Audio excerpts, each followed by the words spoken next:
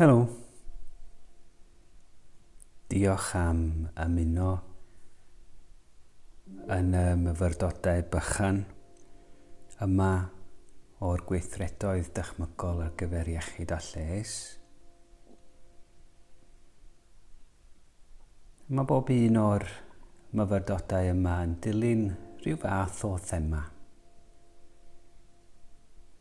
A'r thema'r un yma ydy y synhwyrau.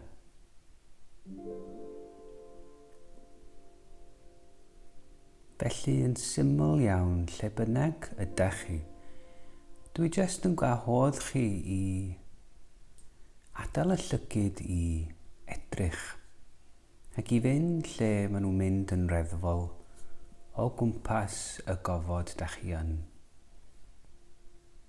Lle bod chi tu fewn neu tu allan.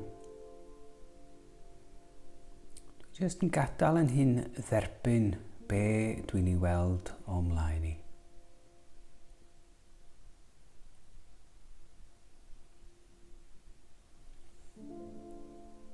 A fel dwi'n neud hynna, mi'n ei weld siapiau, lliwiau,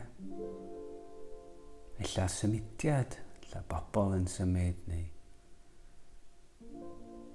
rhywbeth yn symud.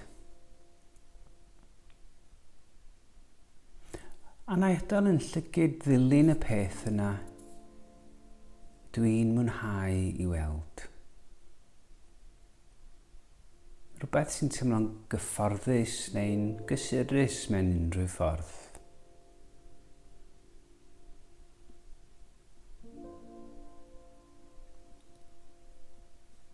Mae'r synhwyrau yn danfon gwybodaeth yr ymennydd am y presennol.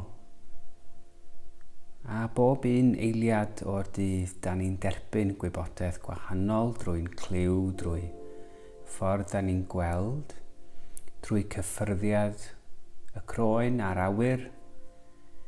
Felly'n syml iawn fama, da ni jyst yn rhoi bach o amser i dderbyn yr hyn sy'n digwydd yn y presennol.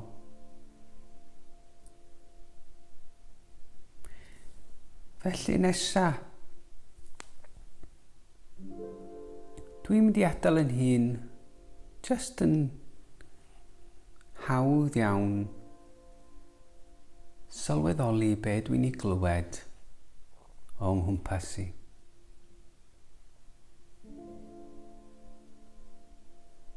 Ella bod o'n rola prysur bod yna lot o sŵn, ond ella bod yna ryw sain bach sydd yn fwy cefnogol mewn unrhyw ffordd. Yn gadael yng nghyliw i fynd tuag at unwaith eto beth sy'n bleserus a beth sy'n hawdd. Ac yr un amser mae'r llygyd yn neud be maen nhw'n neud, yn derbyn y gofod yng nghwmpas i. Yn reddfol, yn hawdd.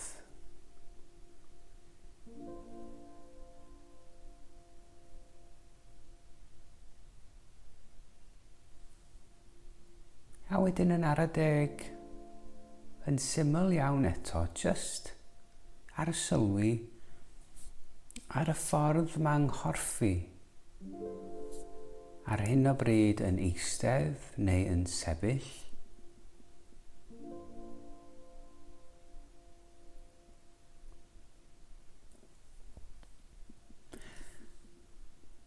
A teimlad yn illad ar yng nghroen i, neu yn rhaid yn sgidiau.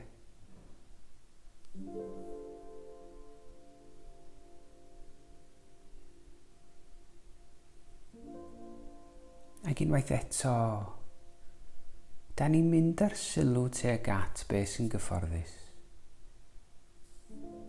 Beth sydd yn bleserus a beth sydd yn gefnogol. Ac oes yna rhywbeth dwi'n gallu neud rwan hyn sydd yn neud fi teimlo yn fwy cyfforddus. Ella bod o'n symud y ffordd dwi'n eistedd, neu os dwi wedi bod yn llonydd, ella bod o'n symud rhywbeth yn llaw, neu codi i sefyll. Unwaith eto yn dilyn yr hyn sy'n gyfforddus ac yn gefnogol.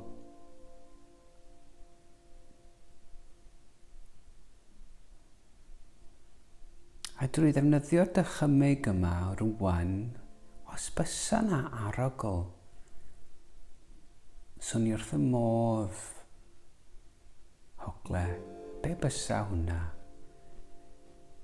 Ella bod o'n fara ffres neu gwair sy'n newydd gael ei dorri neu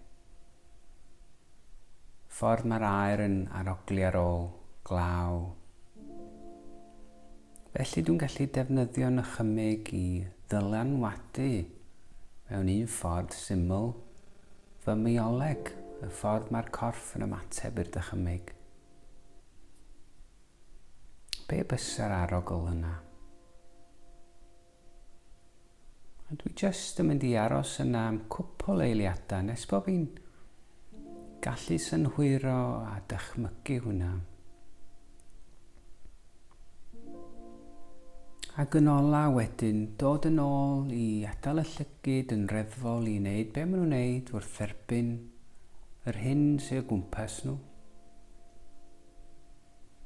Gweld be dwi'n weld, clywed be dwi'n clywed a teimlo be dwi'n teimlo.